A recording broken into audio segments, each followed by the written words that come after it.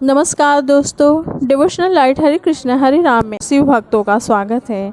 दोस्तों, जैसा कि आप जानते हैं कि 25 जुलाई से सावन का महीना शुरू हो गया है। सावन का महीना भोले बाबा को अति प्रिय है।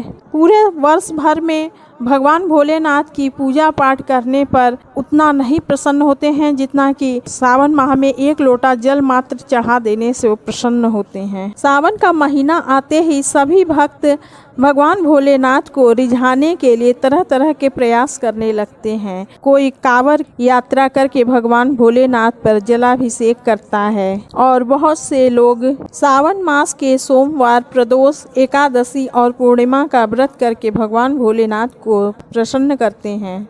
मान्यता है, जब देवशयनी एकादशी पर भगवान विष्णु योग निद्रा में चले जाते हैं तो ब्रह्मांड का संचालन भगवान शिव ही करते हैं। मान्यता के अनुसार सावन माह में भगवान शिव मां पार्वती के साथ पृथ्वी पर भ्रमण करते हैं और अपने भक्तों के सभी परेशानियों और दुखों का अंत कर देते हैं और सभी को अपनी अपनी मनोकामनाएं पूरी होने का आशीर्वाद देते हैं। पूरे साल पूजा करने से भगवान भोलेनाथ उतने प्रसन्न नहीं होते जितना कि सावन माह में थोड़ा सा प्रयास करने से भगवान भोलेनाथ प्रसन्न हो जाते हैं। भगवान भोलेनाथ जितना जल्दी प्रसन्न होते हैं, गलतियां करने पर उतनी ही जल्दी क्रोधित भी होते हैं।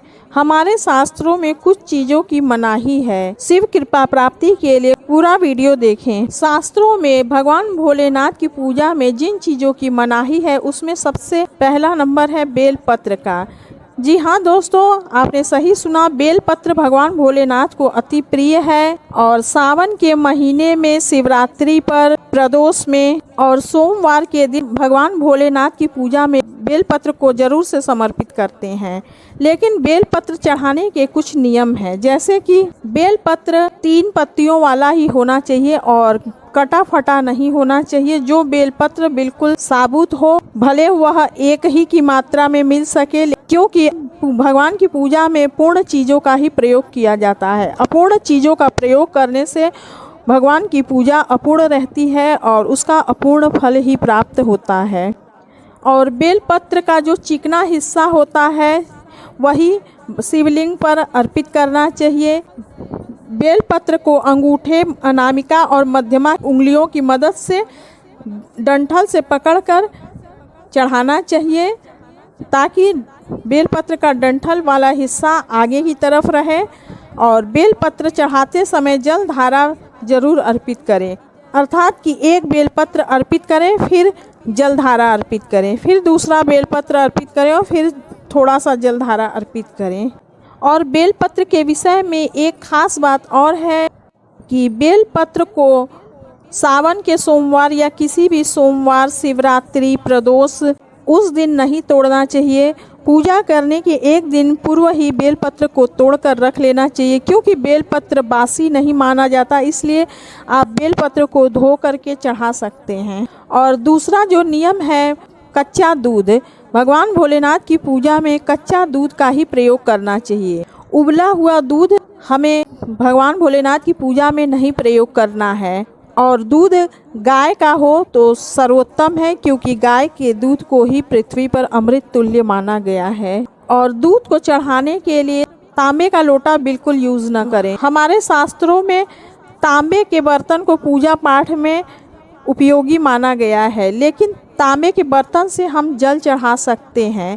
तांबे के बर्तन में दूध विष हो जाता है, जिससे भगवान भोलेनाथ क्रोधित होते हैं। तांबे के लोटे से हम जल चढ़ा सकते हैं। अगर दूध चढ़ाना है तो हमें स्टील, पीतल या फिर चांदी के बर्तन का प्रयोग करना चाहिए। भगवान शिव की पूजा में जो तीसरी चीज की मनाही है वह है सिंदूर, कुमकुम और हल्दी, क्योंकि भगवान भोलेनाथ का शिवलिंग उनका वैरागी रूप है। सौभाग्य की प्रतीक जो चीज़ें हैं वो भगवान भोलेनाथ के शिवलिंग पर हमें नहीं चढ़ाना चाहिए। अगर आप प्रतिमा या तस्वीर पर पूजा कर रहे हैं जिसमें भगवान भोलेनाथ का पूरा परिवार है तो आप हल्दी, कुमकुम चढ़ा सकते हैं। और चौथी चीज़ है जो हमारे शास्त्रों में भगवान भोलेनाथ की पूजा में या किसी भी पूजा में मनाही है, वह टूटे हुए चावल की। टूटे हुए चावल हमें भगवान भोलेनाथ या किसी भी देवी देवता के पूजा में नहीं चढ़ाना चाहिए। भगवान की पूजा में हमेशा पूर्ण चीज़ों का ही प्रयोग होता है। और पांचवी बात है कि भगवान भोलेनाथ की पूजा में केतकी का फूल वर्जित है।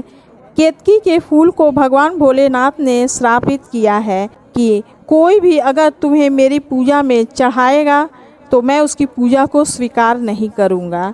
भगवान भोलेनाथ के शिवलिंग पर लाल फूल भी नहीं समर्पित करना चाहिए, क्योंकि शिवलिंग भगवान का वैरागी स्वरूप है, इसलिए लाल फूलों को भी हमें चढ़ाने से बचना चाहिए।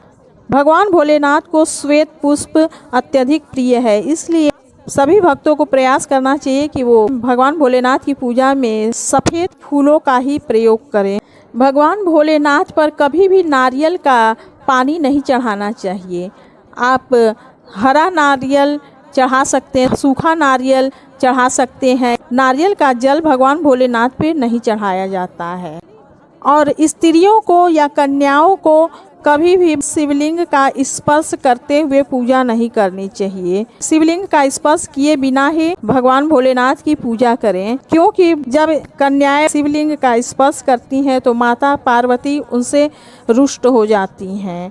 और अगली मनाही है भगवान भोलेनाथ की पूजा में कि भगवान का जो अर्घा होता है, जिधर से कि शिवलिंग पर चढ़ाया हुआ जल जिस दिशा से बहता है उस दिशा में को कभी भी लांघना नहीं चाहिए। तो भगवान शिव की प्रसन्नता के लिए आप इन सभी नियमों का अवश्य पालन करें। उम्मीद करती हूँ कि आज का विचार आपके लिए उपयोगी साबित होगा।